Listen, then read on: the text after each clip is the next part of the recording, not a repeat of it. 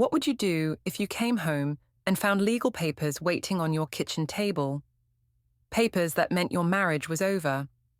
How could something as simple as a dare at a party lead to my husband turning his back on me forever? I never thought laughing in another man's arms for one night would end with divorce, but here I am, holding the evidence in my hands. Before we dive deeper into this story, I have one small request. Please subscribe, drop a like, comment, and hit that hype button to boost this channel so more people can discover these incredible stories. My name is Eulalie Finch, and I'm 32 years old. I work as a retail manager at a department store in suburban Colorado, and until 3 months ago, I thought my life was perfectly normal. Maybe a little boring, but normal. I was married to Martin Finch, a 35-year-old accountant who worked long hours and came home tired every night. We had a 5-year-old daughter named Sasha, a mortgage, and the kind of routine that makes you feel like you're sleepwalking through your own existence. The night everything changed started innocently enough. Our mutual friend Jake was throwing a birthday party at the Lantern Bar and Grill, a popular spot downtown where all the young professionals like to hang out. Martin didn't want to go, he never wanted to go anywhere, but I insisted. I'd been looking forward to getting out of the house for weeks. "Come on, Martin," I said, adjusting my makeup in the hallway mirror. "We never do anything fun anymore. When's the last time we went out together?" Martin loosened his tie and sighed. "I had a long day, Eulalie. Can't we just stay home and watch a movie?" "We watch movies every night," I replied, feeling that familiar frustration building in my chest. "I want to dance, I want to laugh, I want to feel alive for once." He looked at me with those tired brown eyes of his. "Fine. But we're not staying late. I have an early meeting tomorrow." The Lantern was packed when we arrived. Music thumped from the speakers. People laughed loudly over drinks, and the energy was infectious. I felt my spirits lift immediately. This was what I'd been missing. The excitement, the social interaction, the feeling that life was happening around me. Martin found a quiet corner table and ordered a beer. I got a cosmopolitan and started mingling with people I hadn't seen in months. My sister Lila was there, looking stunning as always, in a red dress that hugged her curves perfectly. She grabbed my arm the moment she saw me. "Eulalie, thank God you're here. I was dying of boredom talking to these corporate drones," she said, gesturing toward a group of men in suits near the bar. "Tell me about it," I laughed. "Martin's already acting like he wants to leave." Lila glanced over at my husband, who was checking his phone while nursing his beer. "Honestly, sis, I don't know how you stand it. When's the last time that man made you feel special?" Before I could answer, a voice behind us said, Well, if it isn't the beautiful Finch sisters." I turned to see Jeremy Cordell approaching with a wide smile. Jeremy was a freelance photographer who'd done some work for our store's advertising campaign last year. He was 29, tall and lean with messy dark hair and the kind of confident swagger that Martin completely lacked. "Jeremy," Lila squealed, giving him a hug. "I didn't know you'd be here." "Jake's an old college buddy," Jeremy said, then turned his attention to me. "Eulalie, you look absolutely stunning tonight. That dress is perfect on you." I felt my cheeks flush. When was the last time Martin had complimented my appearance? I couldn't remember. "Thank you," I said, smoothing down my black cocktail dress. "You clean up pretty well yourself." Jeremy was wearing dark jeans and a fitted button-down shirt that showed off his athletic build. He had the kind of easy charm that drew people to him, and I found myself enjoying the attention. "Can I buy you ladies a drink?" he offered. Leela immediately said yes, but I hesitated, glancing back at Martin. He was still absorbed in his phone, completely oblivious to the conversation happening 20 feet away. "Sure," I said finally. "One more won't hurt." As Jeremy went to the bar, Lila leaned close to me. "He's totally into you, you know." "Don't be ridiculous," I said, but I felt a thrill at her words. "I'm married." "So, you're not dead. There's nothing wrong with a little harmless flirtation." Jeremy returned with our drinks, and we fell into easy conversation. He told us about his latest photography projects, funny stories from photo shoots, and adventures from his travels around the country. He was interesting, engaging, and most importantly, he was paying attention to me. Real attention. As the night wore on, more people joined our group. Someone suggested we play Truth or Dare, and before I knew it, I was sitting in a circle with 8 other people, feeling more alive than I had in years. "Eulalie," said Jake, grinning mischievously. "Truth or Dare?" I looked around the circle, feeling bold from the alcohol and the attention. Dare. "I dare you to sit on Jeremy's lap for the rest of the game." The group erupted in laughter and cheers. I felt my face burning, but also felt a rush of excitement. This was exactly the kind of spontaneous fun I'd been craving. "It's just a game," I said, more to myself than anyone else. Jeremy patted his leg with a playful smile. "Come on, don't leave me hanging." I glanced back toward Martin's table. He was talking to someone from his office now, completely absorbed in what looked like a work conversation. He hadn't even noticed I'd been gone for the past hour. "Fine," I said, standing up, "but only because it's a dare." I settled onto Jeremy's lap, trying to ignore how good his cologne smelled and how his arm felt around my waist to steady me. The game continued, but I found it hard to concentrate on anything except the warmth of his body beneath mine and the way he occasionally whispered funny comments in my ear that made me laugh. "You have the most beautiful laugh," he murmured, during a particularly loud moment when no one else could hear. "Stop," I said, but I was smiling. "I'm serious. Your husband's a lucky man." I looked over at Martin again. He was still at his table, now scrolling through what looked like spreadsheets on his tablet. Even at a party, he was working. "Sometimes I wonder if he even notices I exist," I said without thinking. Jeremy's arm tightened slightly around my waist. "His loss is my gain tonight." The game went on for another 30 minutes. I stayed on Jeremy's lap the entire time, telling myself it was just part of the dare.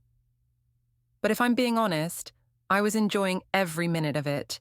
He made me feel attractive, interesting, desired, all the things Martin had stopped making me feel years ago.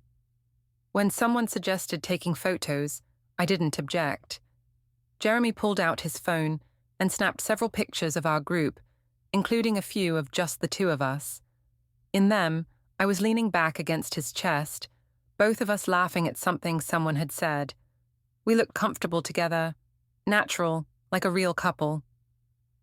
"Send me that one," I said, pointing to my favorite shot. "Already done," Jeremy said, showing me his phone. "I sent it to your Instagram. Hope that's okay." I nodded, not really thinking about the implications.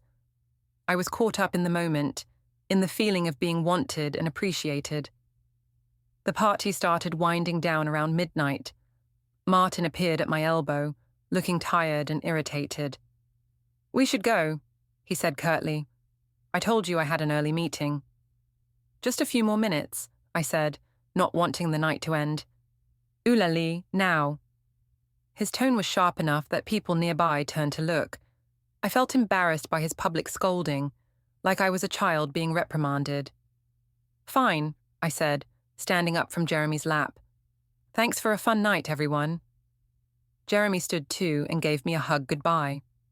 "It was my pleasure," he said, his lips close to my ear. "We should do this again sometime." I felt a shiver run down my spine. Maybe we should. The car ride home was silent. Martin gripped the steering wheel tightly, his jaw clenched. I stared out the window, replaying the evening in my mind. For the first time in years, I'd felt truly alive. "Did you have fun?" Martin asked finally, his voice carefully neutral. "Yes, actually. It was nice to get out and socialize for once." "I noticed you were socializing quite a bit with Jeremy." There was something in his tone that made me defensive. "It was just a game, Martin, a harmless dare." "Sitting on another man's lap for an hour is harmless?" "Oh my God, you're being ridiculous. It was innocent fun. Maybe if you'd paid any attention to me tonight instead of working, you would have seen that." Martin didn't respond, but I could feel his disapproval radiating from the driver's seat. It made me angry. Here I was, finally having a good time, and he was trying to make me feel guilty about it. When we got home, I went straight to the bathroom to remove my makeup. As I was washing my face, I heard my phone buzzing with notifications. Jeremy had tagged me in several photos on Instagram, including the one of us laughing together on his lap. Without really thinking about it, I reposted the photo to my own account with the caption, "Sometimes the best nights are the unexpected ones. As living my best life, as just a date night." I knew Martin would probably see it eventually, but I didn't care. I was tired of walking on eggshells around his insecurities. If he had a problem with me having fun, that was his issue to deal with. I went to bed that night feeling more satisfied than I had in months. But when I woke up the next morning, Martin was already gone. His side of the bed was cold, and there was no note explaining where he'd gone or when he'd be back. I checked my phone and saw that my Instagram post had gotten dozens of likes and comments. Friends were asking who the handsome guy was, making jokes about my hot date, and generally treating it like harmless fun. But there was one comment that made my stomach drop. Martin's mother, Eleanor, had written, "Interesting choice of photos to share publicly, dear." The comment from Eleanor felt like a slap in the face. I stared at my phone screen, reading her words over and over again. The passive-aggressive tone was unmistakable, and I knew she'd probably already called Martin to discuss my inappropriate behavior. I deleted her comment immediately and called Lila. "Hey sis, what's up?" she answered cheerfully. "Did you see Eleanor's comment on my Instagram?" "That uptight old bat? What did she say?" I read her the comment and Lila snorted with laughter. "Oh, please, she's just jealous that you're still young and having fun. Don't let that woman get in your head." "But what if she tells Martin?" "Martin already saw the photos, right? He was there. He knows it was just a game." I felt some of my anxiety ease. Lila was right. I was overthinking this whole situation. "You're right. I'm being paranoid." "Exactly. Look, you had fun for one night.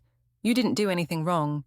If Martin has a problem with his wife enjoying herself, that says more about him than it does about you." After we hung up, I felt better. I got Sasha ready for daycare and went to work, pushing the whole incident out of my mind. But throughout the day, I found myself thinking about Jeremy. The way he'd made me laugh, the way he'd looked at me like I was the most interesting person in the room, the way his arm had felt around my waist.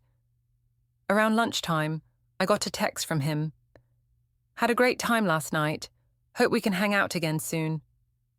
I stared at the message for a long time before responding. "Me too.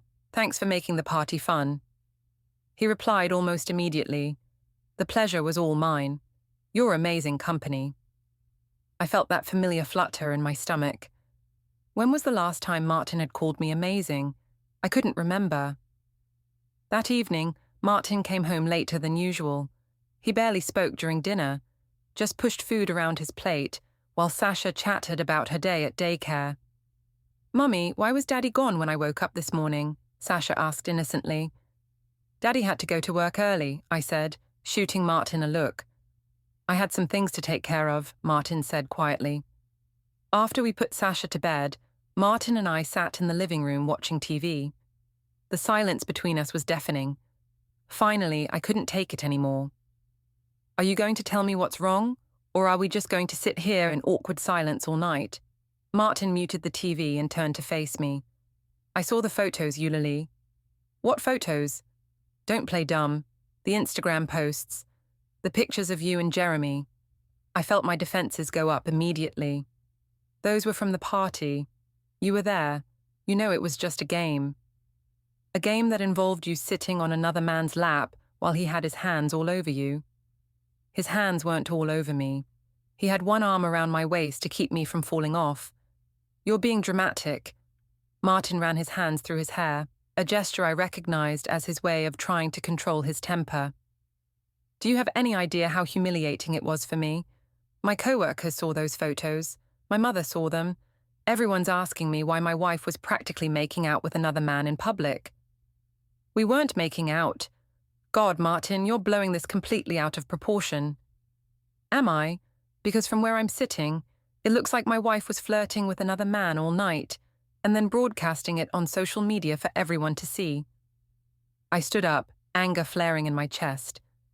Maybe if you paid half as much attention to me as you do to your spreadsheets, I wouldn't need to get attention from other men. So this is my fault. I'm saying that maybe if you acted like you were happy to be married to me, I wouldn't be so starved for affection that a simple compliment from another man feels like a big deal. Martin stared at me for a long moment. Is that really how you see this? As me not giving you enough attention? When's the last time you told me I looked beautiful? When's the last time you wanted to go out and do something fun together? When's the last time you acted like you actually enjoyed my company? He was quiet for so long that I thought he wasn't going to answer. Finally, he said, I work hard to provide for this family, Eulalie. I'm sorry if that doesn't leave me with enough energy to shower you with compliments every day. I'm not asking for compliments every day. I'm asking you to act like you love me. I do love you. Then show it, because right now, it feels like I'm married to a stranger who tolerates my presence. Martin stood up and walked toward the stairs. I'm going to bed. We can talk about this when you're ready to have a rational conversation. I am being rational. But he was already gone, leaving me alone in the living room with my anger and frustration. The next few days passed in tense silence. Martin left early for work and came home late. When he was home, he was polite, but distant, like we were roommates rather than husband and wife. It was driving me crazy. I found myself texting with Jeremy more frequently. He was funny, charming, and most importantly, he seemed genuinely interested in what I had to say. Our conversation started innocent enough. Comments about work, funny memes, casual observations about life.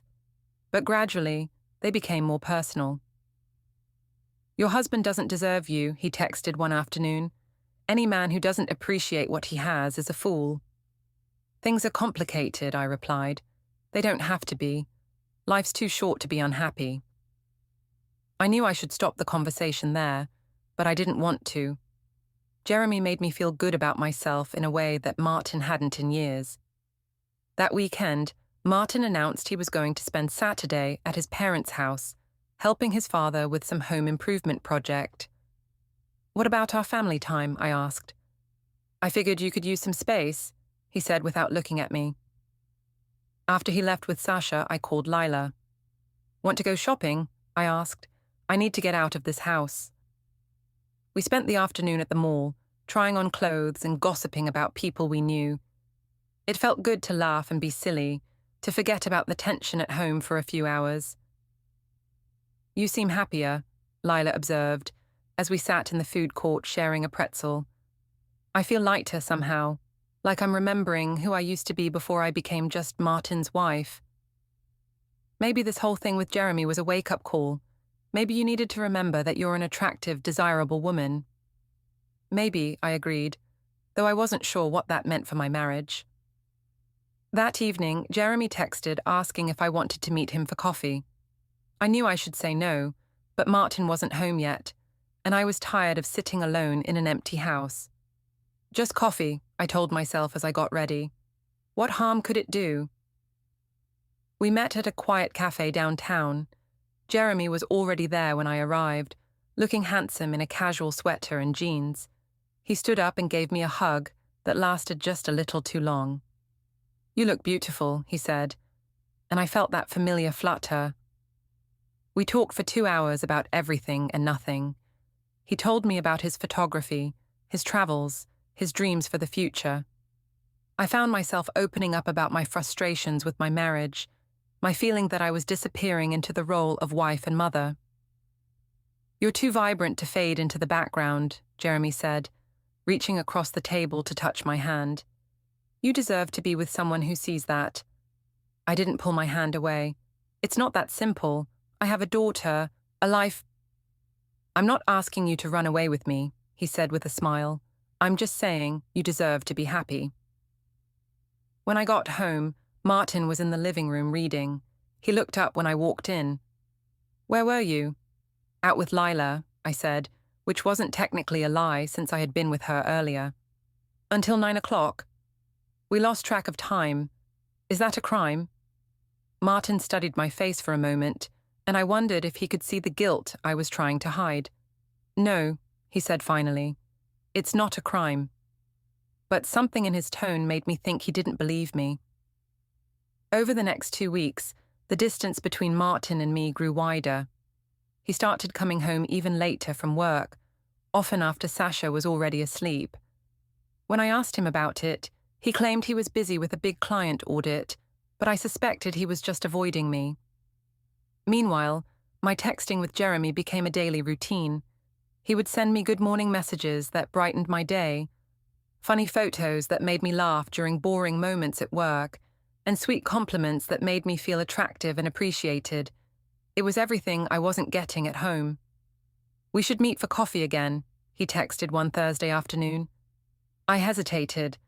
The last time had felt dangerously close to crossing a line I wasn't sure I was ready to cross. "I don't know if that's a good idea," I replied. "Come on, it's just coffee between friends. Unless you're worried you won't be able to control yourself around me." The winky face emoji made me laugh despite myself. Jeremy had a way of making everything seem light and fun, the opposite of the heavy tension that filled my house these days. "Fine, but just coffee." I wouldn't dream of anything else. We met at the same cafe as before. This time Jeremy was more flirtatious, more direct with his compliments. He told me how much he'd been thinking about me, how our conversations were the highlight of his day. "I can't stop thinking about that night at the party," he said, his voice low and intimate. "You felt so perfect in my arms."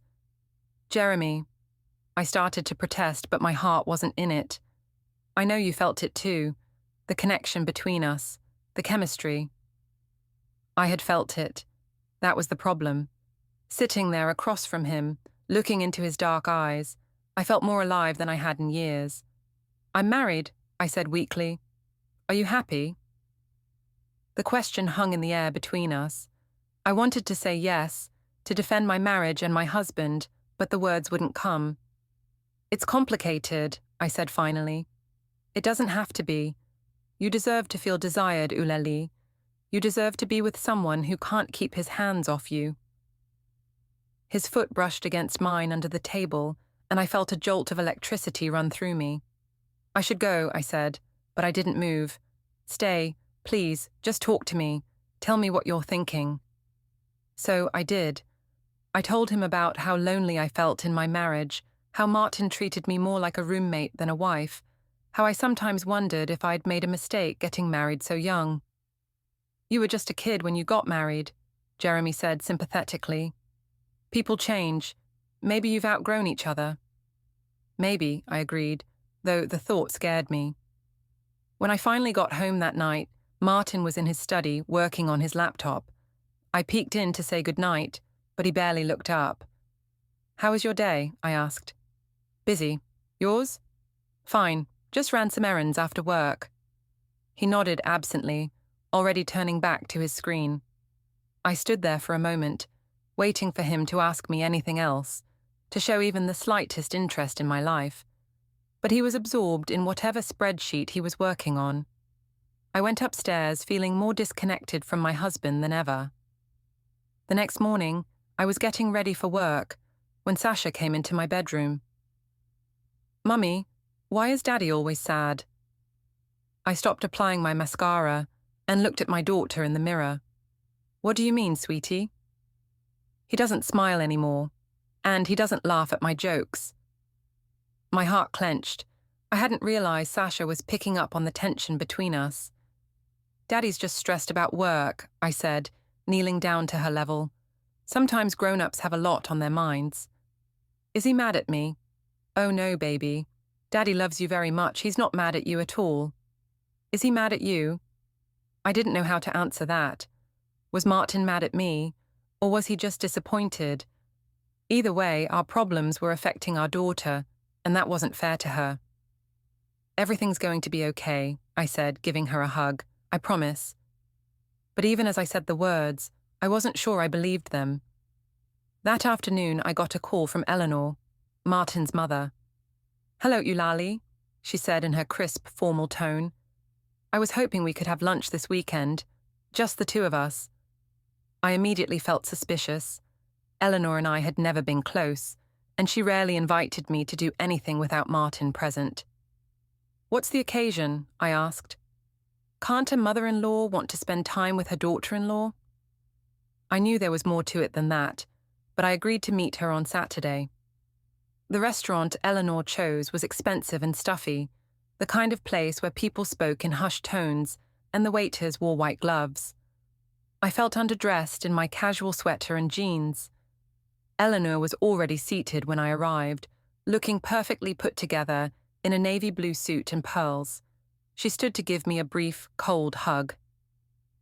"Thank you for coming," she said as we sat down. We made small talk through the appetizer course, but I could tell she was building up to something. Finally, over the main course, she got to the point. "I'm worried about Martin," she said, cutting her salmon into precise pieces. "Worried how?"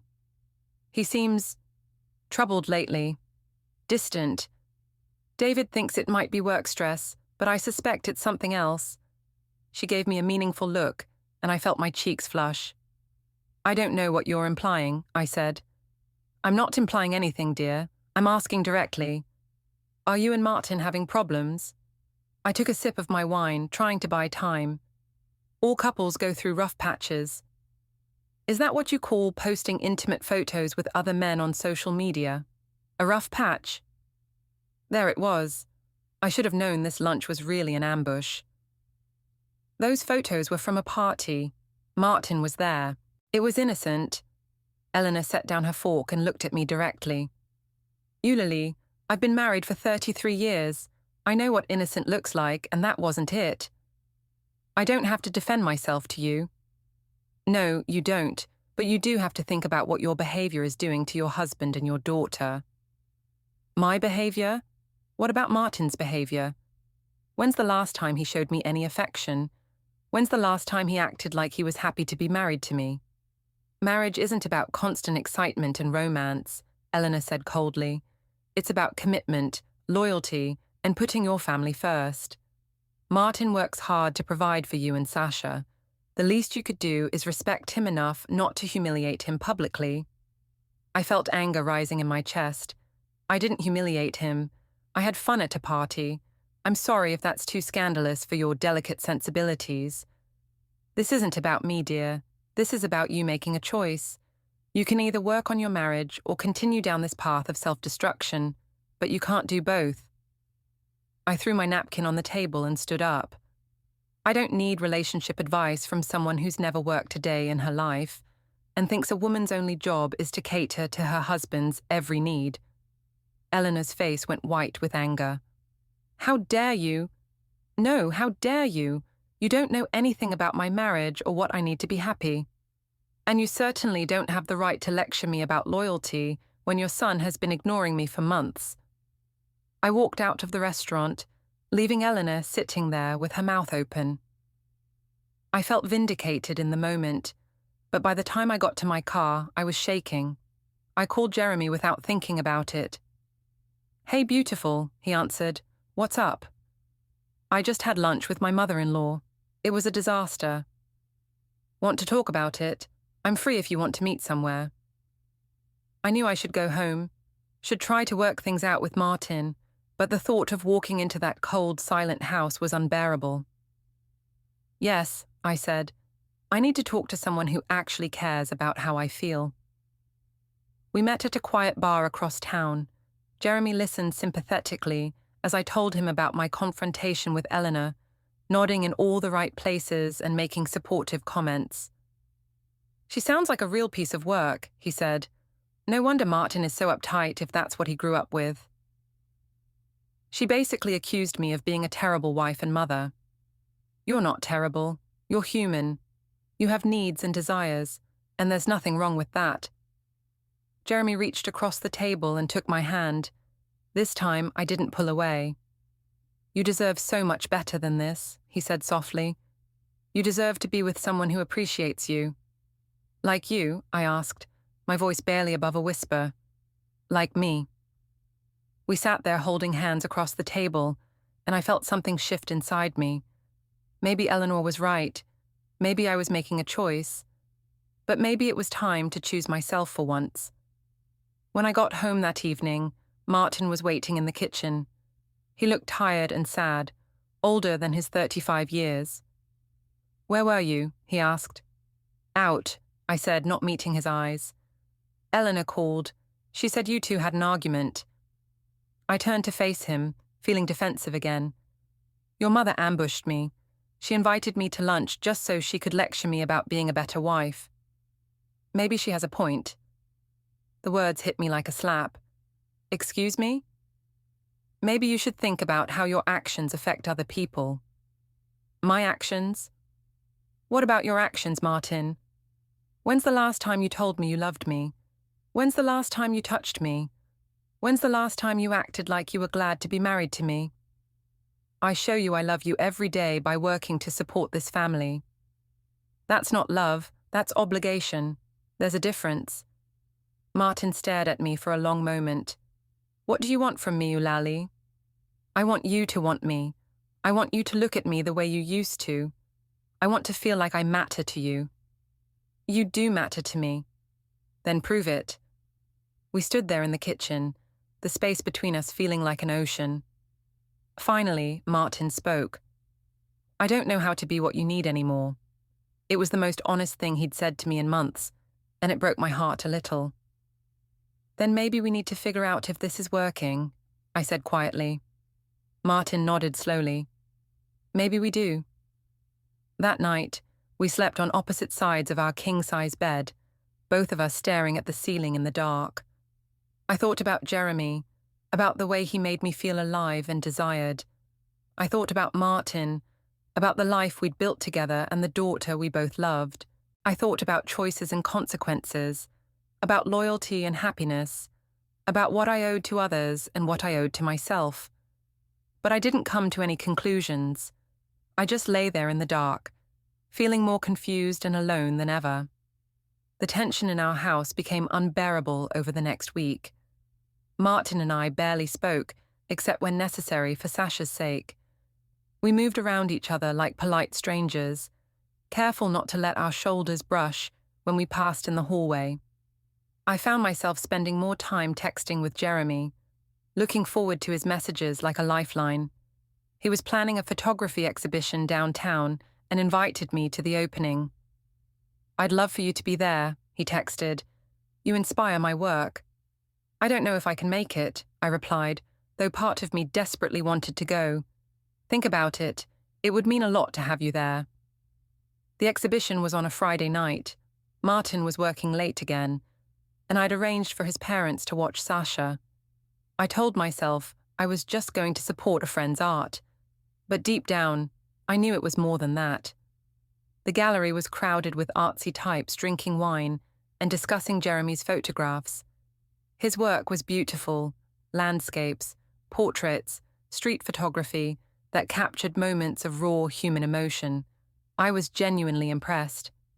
You came, Jeremy said, appearing at my elbow with 2 glasses of wine. Your work is amazing, I said, accepting the glass.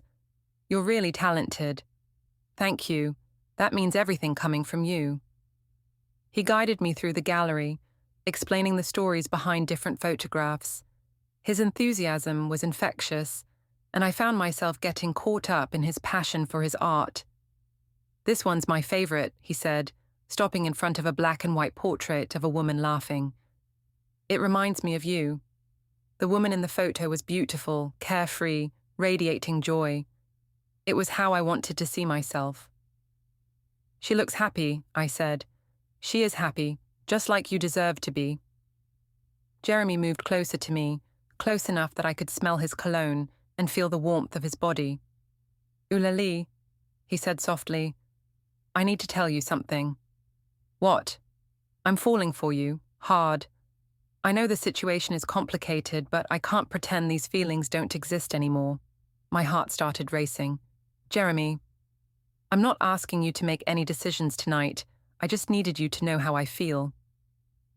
Before I could respond, someone called his name from across the room.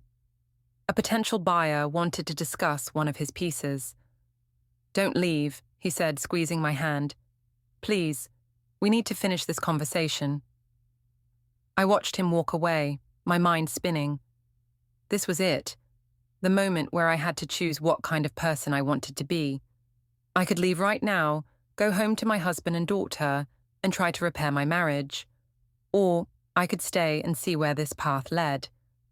I stayed. When Jeremy returned an hour later, most of the crowd had thinned out. We were standing close together, looking at one of his photographs, when he suddenly turned and kissed me.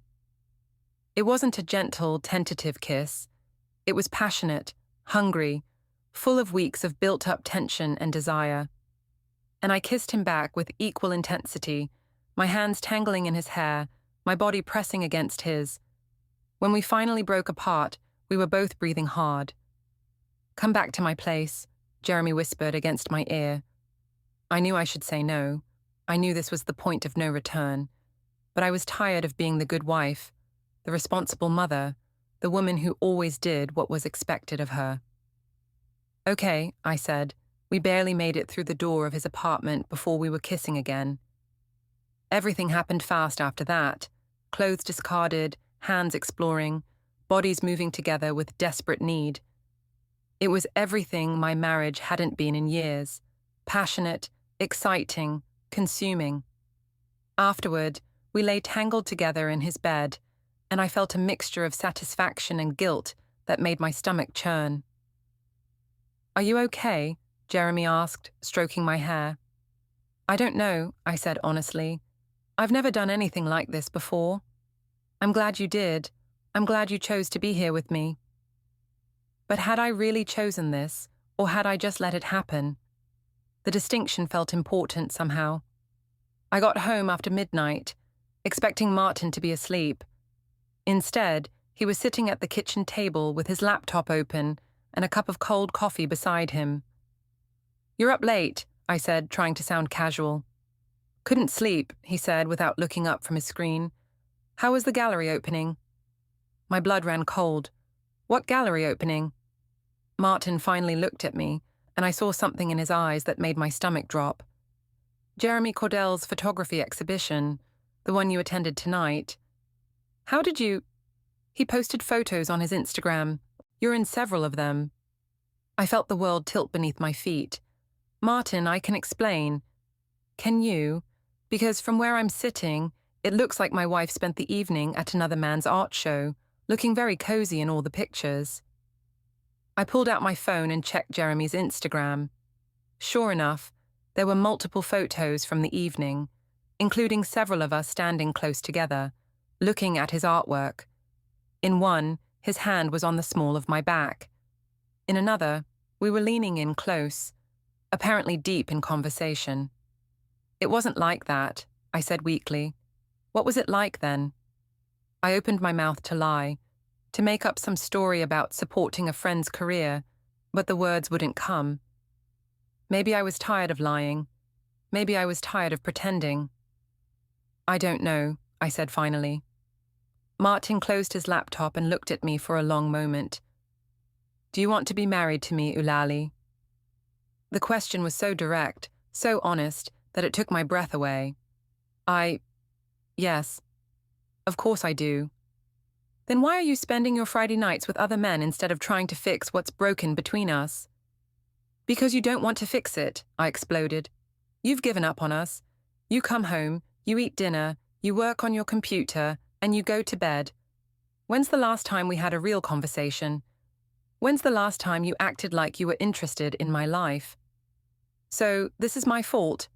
It's both our faults, but at least I'm trying to feel something, anything, instead of just going through the motions." Martin stood up slowly. "Is that what you think I'm doing? Going through the motions?" "Aren't you?" He was quiet for a long time, and when he spoke again, his voice was barely above a whisper. "I work 60 hours a week to keep this family afloat. I come home exhausted because I'm trying to provide for you and Sasha. I'm sorry if that doesn't leave me with enough energy to be the exciting husband you apparently need. I don't need exciting. I need present. I need you to act like you love me. I do love you, but apparently that's not enough anymore. We stood there in our kitchen, the space between us feeling insurmountable.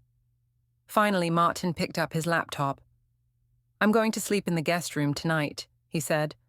I think we both need some space to figure out what we want. After he left, I sat alone at the kitchen table and cried. Not because I regretted what had happened with Jeremy, but because I realized I didn't regret it as much as I should have. The next morning, Martin was gone before I woke up. He'd left a note saying he was taking Sasha to his parents' house for the day and would bring her home that evening.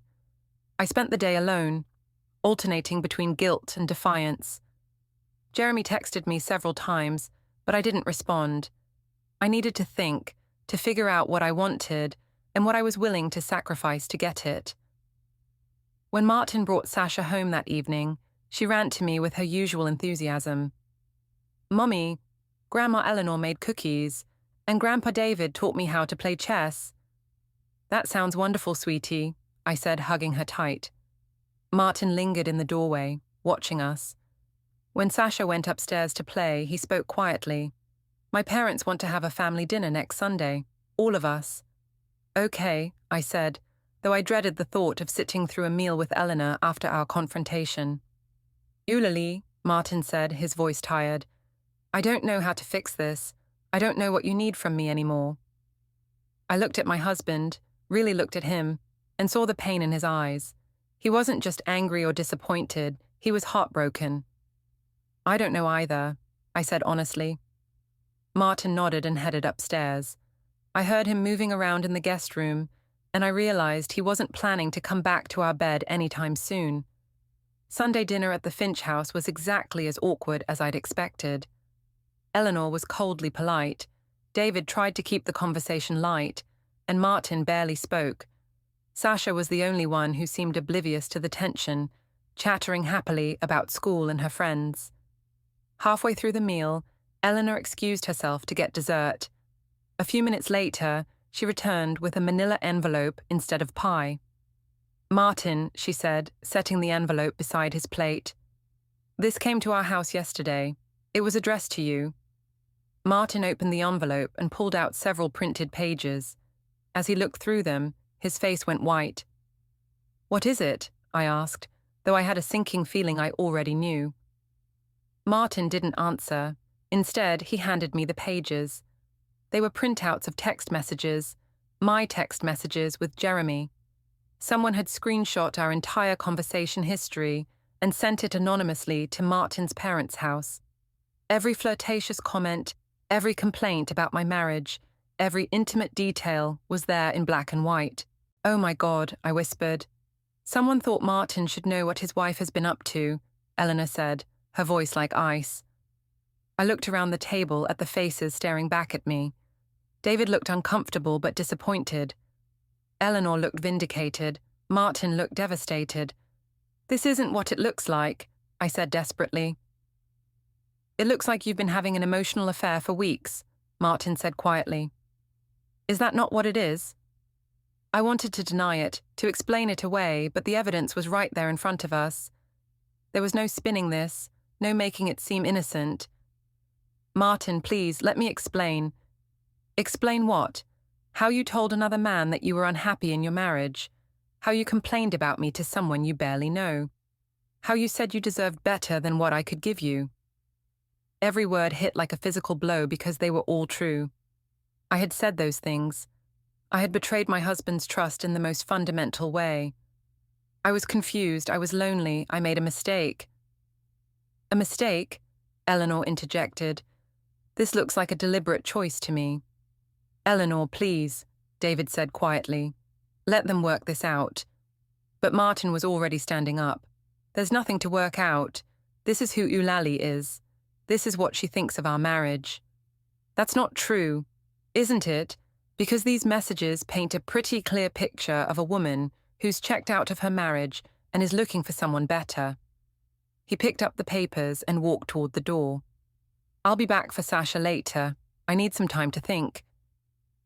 After he left, the silence in the dining room was deafening. Sasha looked confused and scared. "Where did Daddy go?" she asked in a small voice. "He just needed some air, sweetie," I said, though my voice was shaking. Eleanor stood up and began clearing the table with sharp, angry movements. "I hope it was worth it," she said without looking at me. I didn't have an answer for that, because honestly, I wasn't sure it had been. The next few days passed in a blur of awkward silences and careful conversations. Martin came home each night, but he slept in the guest room and barely spoke to me except about practical matters concerning Sasha. I could feel him pulling away, building walls between us that seemed to grow higher each day. I tried to reach out to him several times, but every attempt was met with polite deflection. He would listen to my apologies with a neutral expression, nod, and then change the subject to something mundane like bills or Sasha's school schedule. Jeremy kept texting me, asking if I was okay, wanting to know when he could see me again. I finally responded on Wednesday. "I can't do this anymore. My marriage is falling apart." "Maybe that's not such a bad thing," he replied. "Maybe it's time for you to choose happiness." "It's not that simple. I have a daughter." "Kids are resilient. She'll be happier with a mom who's living authentically." I stared at his message for a long time. Was that what I was doing, living authentically? Or was I just being selfish? That Thursday, I came home from work to find Martin in his study, surrounded by paperwork. He looked up when I appeared in the doorway. "We need to talk," he said. My heart started pounding. "Okay." "I've been doing some thinking about our situation, about what's best for everyone involved." "Martin, if this is about the texts..." He held up a hand to stop me. "It's not just about the texts, Eulalie. It's about everything. The party, the lies, the way you've been pulling away from this family for months." "I haven't been pulling away." "Haven't you? When's the last time you helped Sasha with her homework? When's the last time you asked me about my day? When's the last time you acted like you wanted to be part of this family instead of looking for escape routes?" His words stung because there was truth in them. I had been checking out of my responsibilities, leaving more and more of the parenting and household management to Martin while I focused on my own unhappiness. "I've been struggling," I said quietly. "I've been trying to figure out who I am outside of being a wife and mother." "And did you figure it out?" I didn't know how to answer that. Martin pulled a business card from his desk drawer and handed it to me. "I've been talking to a lawyer." The blood drained from my face. "A lawyer?" "I need to protect myself, Eulalie. And I need to protect Sasha." "Protect her from what?" "From me? From the instability, from the chaos, from having to witness her parents' marriage fall apart in real time." I sank into the chair across from his desk, feeling like the world was spinning out of control. "You want a divorce," I said, the words feeling foreign in my mouth. "I want my wife back, but I don't think that's possible anymore." "It is possible. We can go to counseling. We can work through this. Can we? Because from where I'm sitting, it looks like you've already made your choice. You chose Jeremy over me. You chose your own happiness over our family's stability. That's not fair, isn't it? You had an affair, Eulalie. Maybe not a physical one at first, but an emotional affair that lasted for weeks. You shared intimate details about our marriage with another man. You sought comfort and validation from someone outside our relationship instead of trying to fix what was broken between us. You weren't exactly making it easy to fix things. So this is my fault. It's both our faults. Yes, I made mistakes, but you gave up on us a long time ago. You stopped trying to connect with me, stopped making an effort. I was working to support our family. You were hiding behind work to avoid dealing with the problems in our marriage." We stared at each other across his desk, both breathing hard. Finally, Martin spoke in a voice that was deadly calm. "Maybe you're right. Maybe I did give up, but at least I didn't betray our wedding vows while I was checking out." The words hit me like a slap. "Martin, I've opened a separate bank account," he said, his tone businesslike now. "I've transferred half of our savings. I've spoken to my lawyer about custody arrangements." Custody arrangements? I felt panic rising in my chest. "You can't take Sasha away from me." "I'm not taking her away. I'm trying to minimize the damage to her when this all falls apart." "When this falls apart? You're not even going to try to save our marriage?" Martin looked at me for a long moment, and I saw something die in his eyes. "I did try, Eulalie. I tried for months, but I can't compete with the fantasy you've built up about what your life should be. I can't be Jeremy. I can't be the exciting, romantic man who makes you feel like you're the center of the universe. I'm just a boring accountant who loves his wife and daughter and works hard to provide for them. Apparently that's not enough anymore." "It could be enough. If you would just..." "Just what?" "Just pretend that you didn't spend weeks telling another man how unhappy you were with me. Just ignore the fact that you've been lying to me for months. Just forget that you chose to have an affair instead of talking to me about what was wrong." I didn't have an answer for that because he was right. I had made those choices. I had betrayed his trust in the most fundamental way. "I'm sorry," I whispered. "I know you are. But sorry doesn't fix this. Sorry doesn't give me back the trust you destroyed. Sorry doesn't erase the humiliation of having my co-workers and family know that my wife was cheating on me." "I wasn't cheating. You were. Maybe not physically at first, but emotionally. And based on the timing of that gallery opening and the way you came home that night, I suspect it became physical too." I felt my face flush with guilt and shame. "I see," Martin said quietly. "So it was physical." "It was one time. It didn't mean anything." "It meant everything, Eulalie. It meant you chose him over me.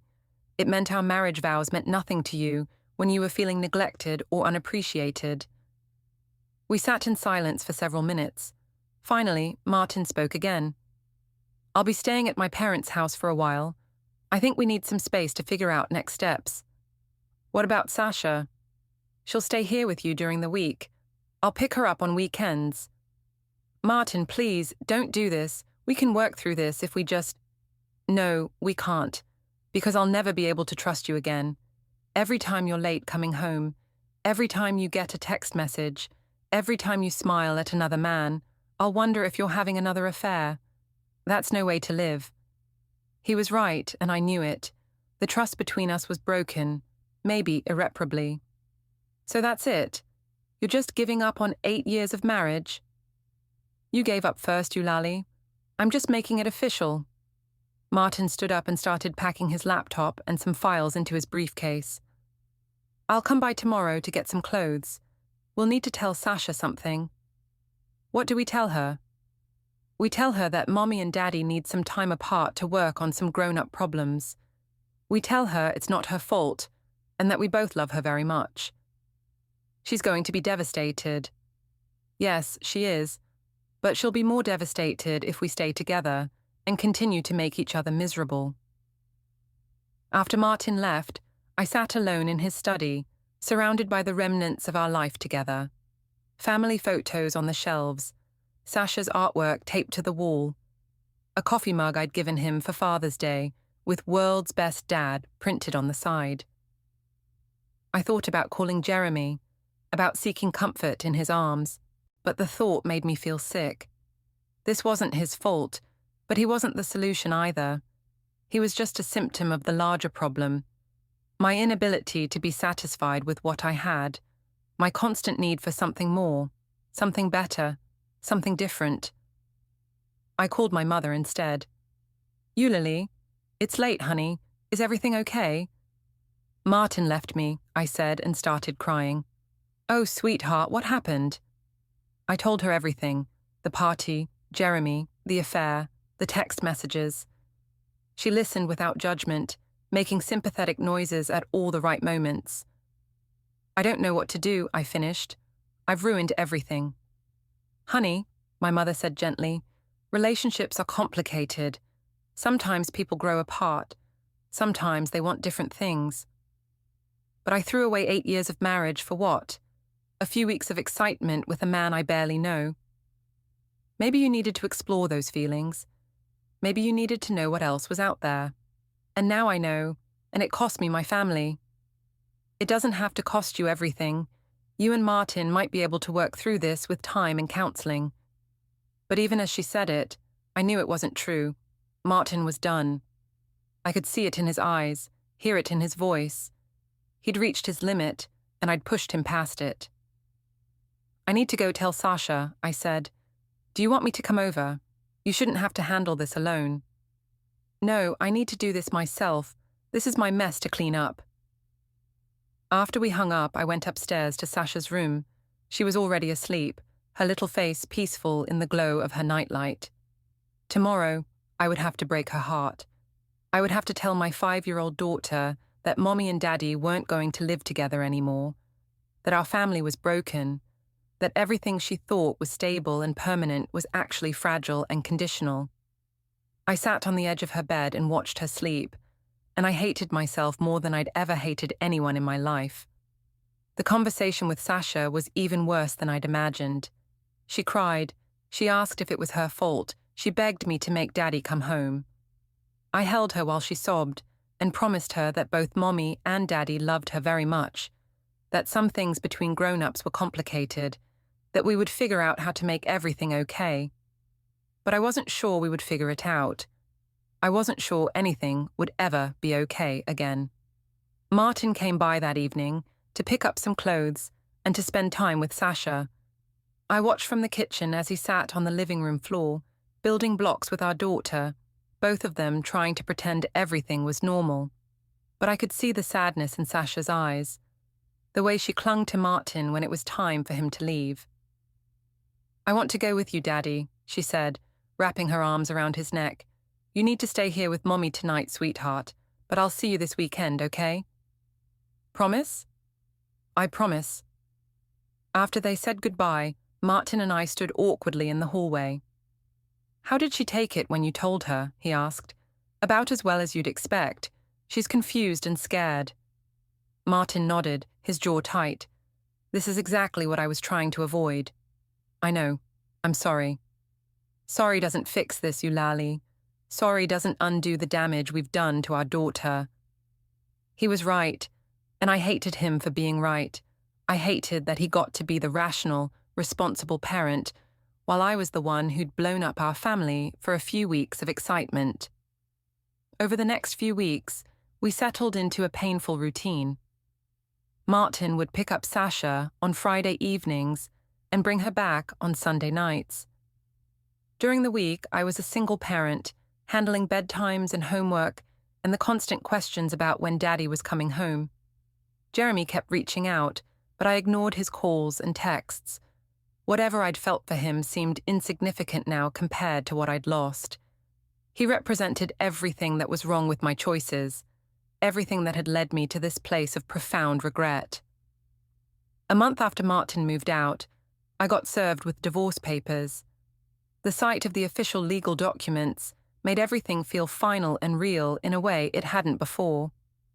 Martin was asking for joint custody, with him having primary physical custody. He wanted the house sold and the proceeds split. He wanted spousal support to be minimal and temporary. I called the lawyer I'd consulted and made an appointment. This is pretty standard, she said, reviewing the documents. Nothing vindictive or unreasonable. Your husband is being fair.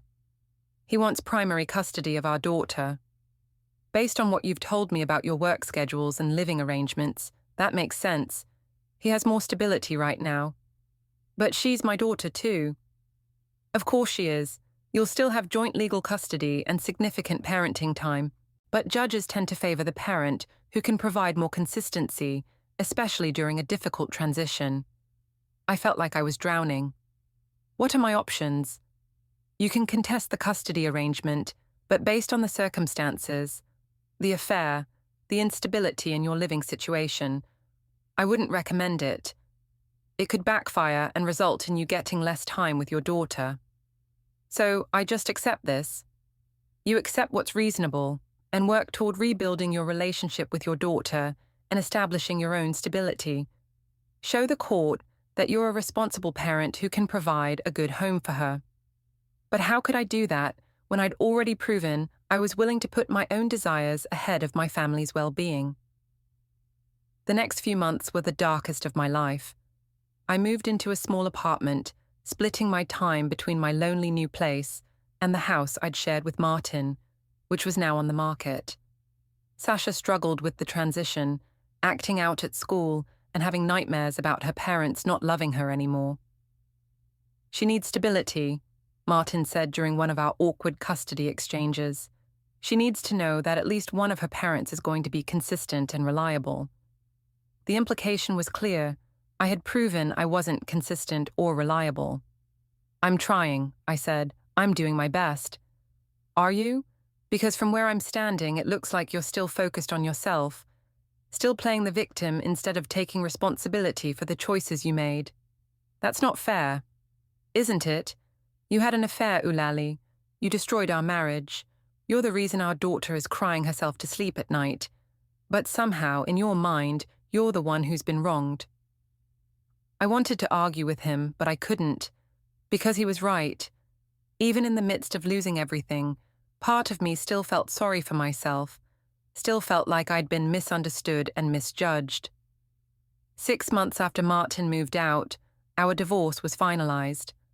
I sat in the courthouse, signing papers that officially ended my marriage, and felt completely numb. This wasn't how I'd imagined my life would turn out when I was 24 and walking down the aisle in a white dress, promising to love Martin until death do us part. The custody arrangement was exactly what Martin had requested: joint legal custody, with him having primary physical custody. I would have Sasha every other weekend, and one evening during the week. It felt like a prison sentence. "This doesn't have to be permanent," my lawyer reminded me afterward. "If you can demonstrate stability and consistent parenting, we can petition for a modification in a year or two." But I wondered if I'd ever be able to prove I was the kind of parent Sasha deserved. I'd already failed her, in the most fundamental way, by choosing my own happiness over her security. A year later, I was sitting in my small apartment on a Friday night, alone. Sasha was with Martin, probably tucked into her bed in the house where she now lived full-time, the house that had been our family home, but was now just Martin's house. Jeremy had moved to California for a photography job. We'd had coffee once after my divorce was final, but it was awkward and painful. Whatever connection we'd had was gone, replaced by the knowledge that our relationship had been built on the destruction of my family. "Do you ever regret it?" he'd asked over lattes that neither of us touched. "Every day," I'd answered honestly. "I'm sorry. I never meant for things to turn out this way." "I know. It's not your fault. I made my own choices." That was the last time I saw him. Now, sitting alone in my apartment, I thought about those choices. I thought about the night at the Lantern when I'd sat on Jeremy's lap and told myself it was just a game. I thought about the text messages, the coffee dates, the night at his apartment when I'd crossed a line I could never uncross. I thought about Martin, who was probably reading bedtime stories to Sasha right now, being the consistent, reliable parent I'd failed to be. I thought about the trust I'd destroyed, the love I'd thrown away, the family I'd broken for a few weeks of excitement and validation. My phone buzzed with a text from Sasha. "Good night, Mummy. I love you." I typed back, "Good night, sweetheart. I love you too. See you Sunday." But Sunday felt like a lifetime away, and I knew that no matter how many times I got to see my daughter, it would never be enough to make up for what I'd lost. I'd learned too late that some choices can't be undone, some trust can't be rebuilt, some damage can't be repaired. I'd learned that the grass isn't always greener on the other side. Sometimes it's just different grass that dies just as easily when you neglect to water it. Most of all, I'd learned that the price of my brief happiness had been everything that truly mattered: my marriage, my family, my daughter's security, and my own sense of who I was as a person. As I sat there in the dark, I realized that Martin had been right about everything. I had chosen Jeremy over my family. I had chosen excitement over stability. I had chosen my own desires over my daughter's well-being. And now I was living with the consequences of those choices, alone in a small apartment, seeing my daughter every other weekend, watching the life I'd built crumble around me, while Martin moved forward with the dignity and strength I'd never possessed. The divorce papers on my kitchen table were final. The custody arrangement was set. The house had been sold. Everything that had once been ours was now divided into his and hers. And I had no one to blame but myself.